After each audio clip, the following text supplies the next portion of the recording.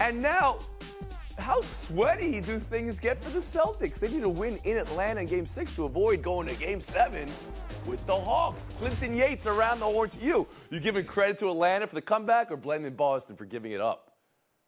I'm blaming Boston for giving it up. Reminder, they lost this game by exactly 2 points. And in the fourth quarter, they gave up 10 points off of turnovers. In total in the game, they missed 4 free throws. And on that torrid streak that Trae Young had in terms of getting the back end of this game, he got to the free throw line a half dozen times. That can't happen when you're a team that's made it to the finals and is supposed to know what you're doing. To that point, I think part of the problem with the Celtics here is that leadership is a little different. You've been watching Joe Mazzulla throughout the course of this playoffs. He's felt a little tight. I'm not saying that this is a different team. I'm saying that even though they made it with a rookie coach to the finals last year, there seems to be a difference in leadership and crunch time for this team, and it showed last night against the Bucks. And Trae Young, who before he hit that shot was also having a great night. Woody, are you with Clinton here? This was a Boston letdown? I'm not with Clinton on that shirt or his blame game. Atlanta came through. You're blaming it on Boston? Give me a break. It was the Atlanta Hawks coming back, and especially Ice Trae. 14 points that he scored the last 14, and you have a situation where they went on a 23-8 run, and where was Marcus Smart on that final play? He's trying to run out and double team Young on the play and can't get there because Young knew he was coming and got the shot off in time to make it and win the game. I think that it's only appropriate that Atlanta in the home game lets Janet Jackson sing the national anthem. That's right, because her concert in Atlanta is getting moved around now. Ice Trae, never change, Woody Page. Courtney Cronin, how about you? This is all Boston playing with their food. And you think about how well they controlled the ball in the first 3 quarters of this game, only 4 turnovers, and then 5 in the fourth quarter alone. Jason Tatum was a problem, Tony. 1 of 10 from three-point range. When you think about those final 5:09 of the game, and what happened from there on out when Boston has a 10-point lead, 2 turnovers, 2 pull-up misses in the next 4 possessions, those jumpers missed by Jason Tatum, and the ball never got closer than 14 feet from the basket. That's a problem, and letting Trae Young cook is an issue because Atlanta had a good strategy. They doubled Jason Tatum. Why didn't the Boston Celtics try to stop the guy who's, killing them down the stretch of this game? Precisely, but everyone knows who's taking the shot. It's an amazing thing. Did you note the spatiality stats that Cronin brought there? Never did the ball get within 14 feet for the Celtics. Love it. Kevin Blackistone, Boston or Atlanta last night? Well, I was wondering where those overrated chants were about Trae Young. Didn't hear a whole bunch of them yesterday. There you go. Because you know what? He's not overrated. You pointed out the 14 that he scored down the stretch there. This was a team that was down double digits with 6 minutes to go, but they never gave up without DeJounte Murray being out there. So I got to give the credit to Atlanta. I mean, they could have easily packed it in and called it a vacation, but they didn't. They kept fighting through. They kept finding a way to win. They made the Boston Celtics crack under pressure. That's why they had the turnovers and the mental meltdowns that they had, but they stayed on course. So I got to give all credit to Atlanta and my man. Back around the horn to you, Clinton Yates. There's talk that this is now, well, Philly gets more days off, Embiid gets more rest. That's bad for the Celtics. How much concern do you have for the Celtics right now in this series, let alone when we're talking about the next series? I love the way we give credit to teams for sticking around in games and actually trying to win, as if that's not what they're supposed to do on a regular basis. Of course, you're going to give some credit to the Hawks for that, but I have a lot of concern because, they're getting better as this series goes on because Murray comes back. You lose on your home floor if you're the Celtics. You're going back on the road, and the other team is actually improving from a roster standpoint. Forget about the Sixers down the line. This problem is right here in HEL, Shawty, as they like to say. Woody, do you agree that this is a series now where Boston should be concerned? Yeah, I think Boston was looking ahead even before last night's game thinking, oh, man, we're going to have trouble with Embiid. They better worry about Young. As Kevin pointed out, he is rated exactly correctly, not overrated. And I think that with Murray coming back, they did that without Murray last night. I mean, the guy adds about 25 points. You better be very concerned about going to Atlanta and then having to go to a 7th game when anything could happen. CC. Embiid gets a lot of time now. That next series won't start until May 1st at the earliest, and that's time for him to get that knee healed up. And let's not forget the last time this happened where Boston lost a potential series clincher was in 2018 in the Eastern Conference Finals. History not on their side. We move on. Tonight, as far as round one nights go, this is an all-time night for round one. You have the Bucks, overall 1 seed, facing elimination versus Miami. The Lakers, one way away from ending the Grizzlies in the season. Looked like LeBron might miss the playoffs. The Knicks could get out of the first round for the second time in 23 years if they beat Cleveland. But we start with Warriors-Kings. It's 2-2, and now De'Aaron Fox is questionable to play through the avulsion fracture of his index finger. KB, what are you expecting from Fox? And does this series seem to be slipping away from Sacramento?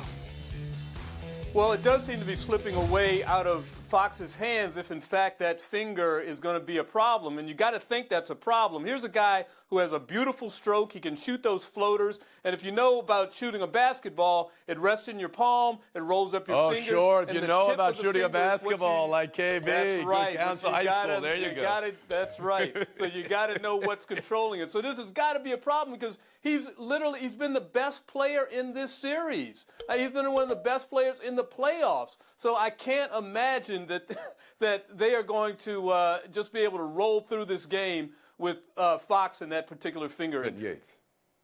Yeah, of course it's slipping. It's slipping through their fingertips, as he said. If your best scorer's hand is jacked up, I'm not going to expect him to be able to put the ball in the hole at the same rate. On top of that, defense matters. I realize the Kings are one of the best defensive team in the league, but your hands matter when you're getting out there trying to block lanes and create deflects. So as much as other people try to tell you that your fingers are unimportant in a basketball game, I have no idea how you do that. It's called the index for a reason. This is a big deal for the Sacramento Kings, and I don't expect them to be as good without him fully capable of shooting the ball. Woody Page.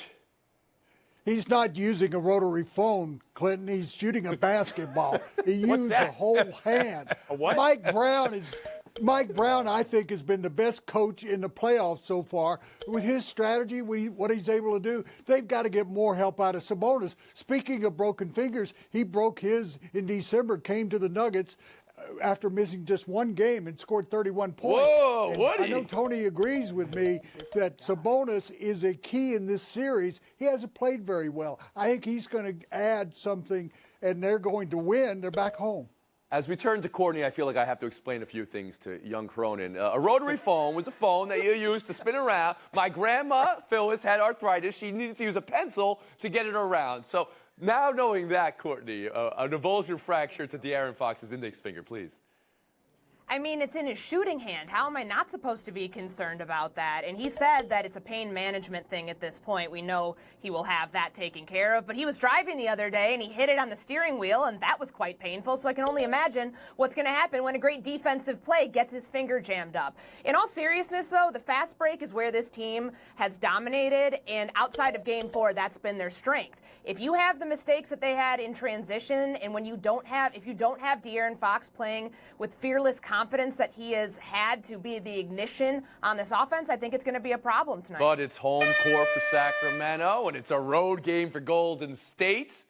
Kevin, Sacramento lighting the beam tonight, or you got Golden State? No, I've got the Warriors. See why. Pick the Kings in the series, got the dubs tonight. Woody Page, you said Sacramento, is that right? Courtney Cronin. Yes. I have the Warriors tonight. Also tonight, I told you, one of the Oh. great nights you can have in round one, because a 1 seed could go out, a 2 seed could go out, a 4 seed could go out. That does not happen in the NBA postseason. What in the world? Bucks and Giannis with backs against the wall. Can Himi really close them out?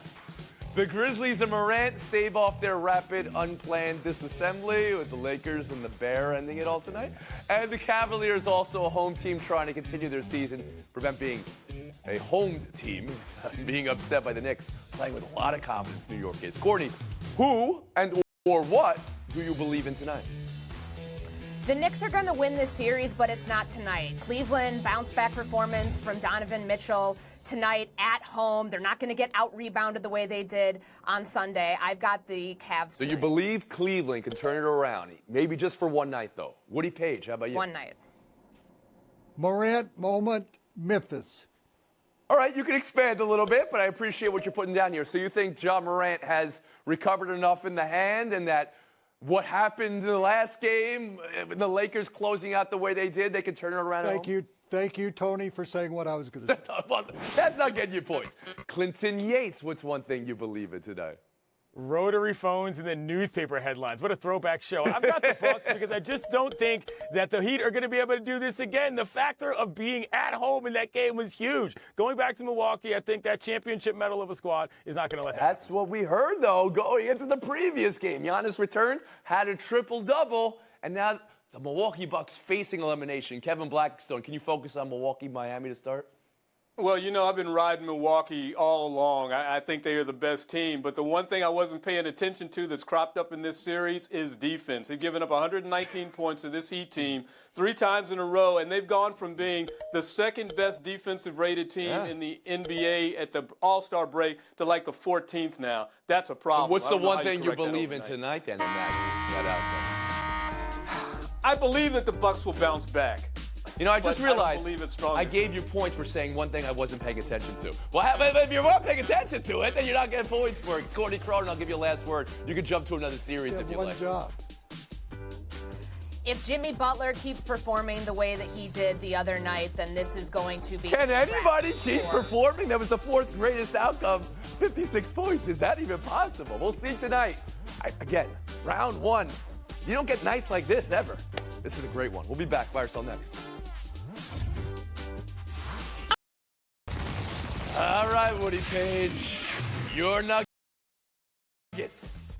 and the Phoenix Suns wrapping up round 1 with some surprisingly tight, tense moments late, close games, but 5 games is a gentleman's sweep. Would you say, Woody Page? Yes, would you say? Game 1 Saturday between the two. You'll be there, Dro. Who looks better heading into their matchup? I'm going all Bill Plaschke on you and taking the Denver Nuggets.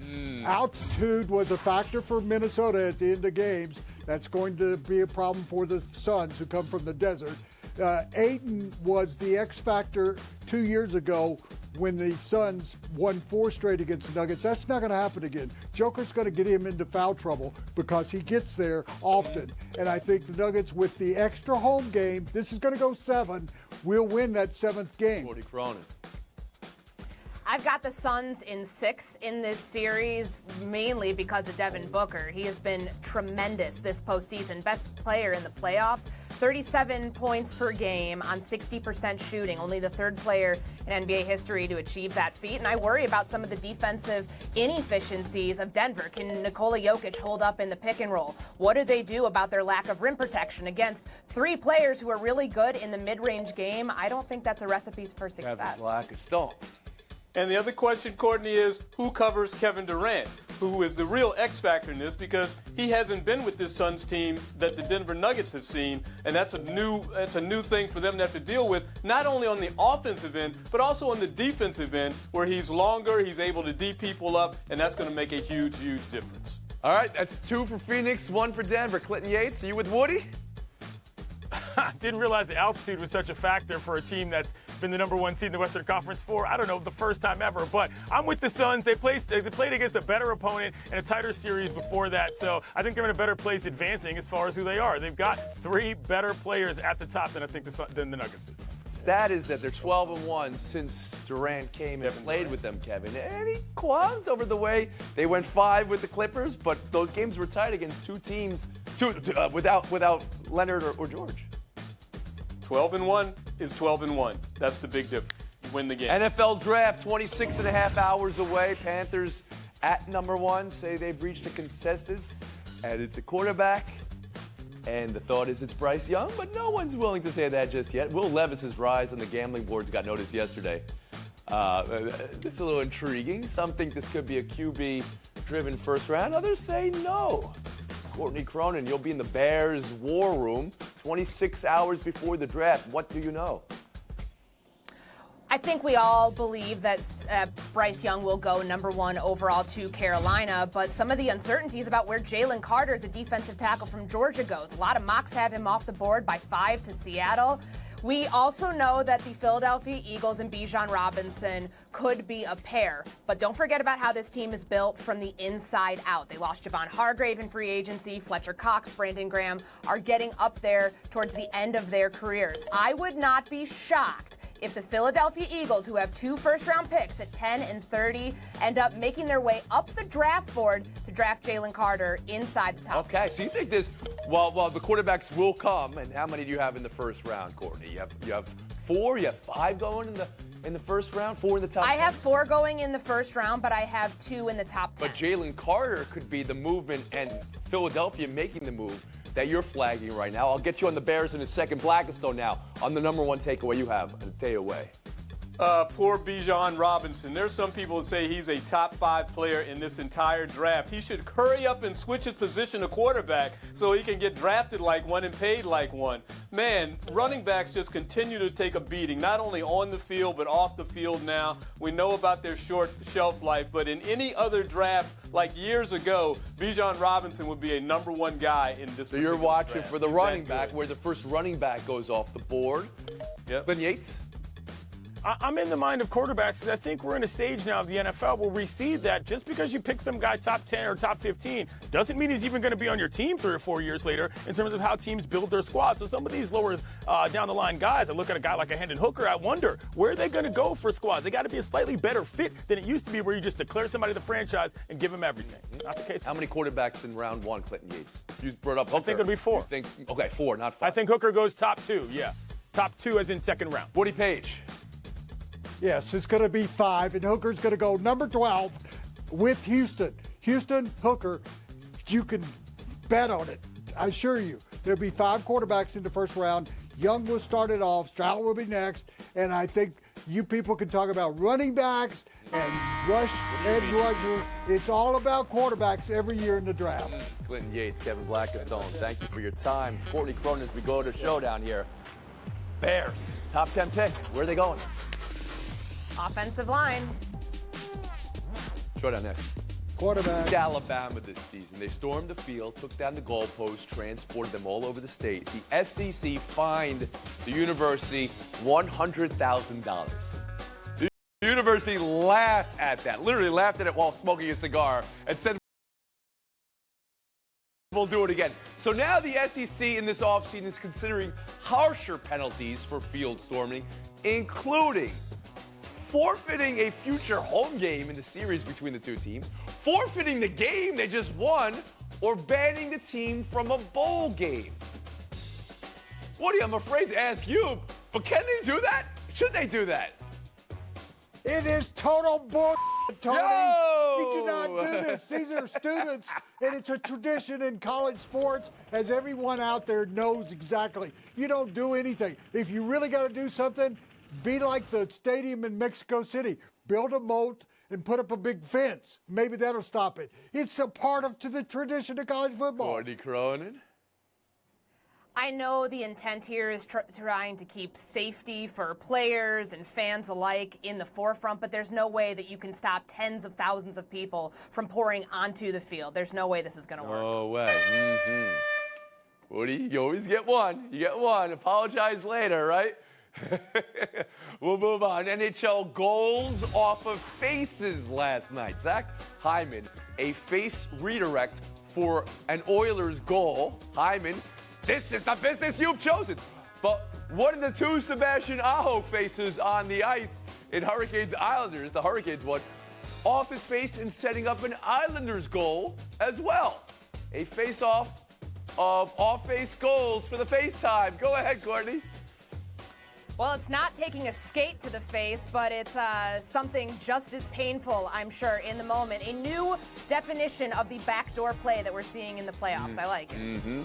Woody? Courtney, those 2 guys were the face of the franchises last night. But Yes, I'm buddy. going to go with Ahu. He said afterward, I didn't know what hit me. Guess what? You were hit by a puck, and you didn't get an assist for it. Hyman got an assist at least. All right, Woody. 30 seconds of FaceTime. It's all yours. Fernando Tatis is getting used to what's happening in Major League Baseball wherever he goes on the road. In Wrigley Field yesterday, the fans started shouting, Tatis on steroids. Guess what? He started dancing in right field. You were an all-star shortstop. You're now just a backup right fielder. That's what your future is. You're not even going to be the best Tatis in your family if you don't start hitting and stop dancing. Come on, Tatis, you were a great player in this league, and you're not after your suspension. Wow. It doesn't make any sense. We're feeling a draft the next 2 days. We're off. 119.5-hour break. See you Monday.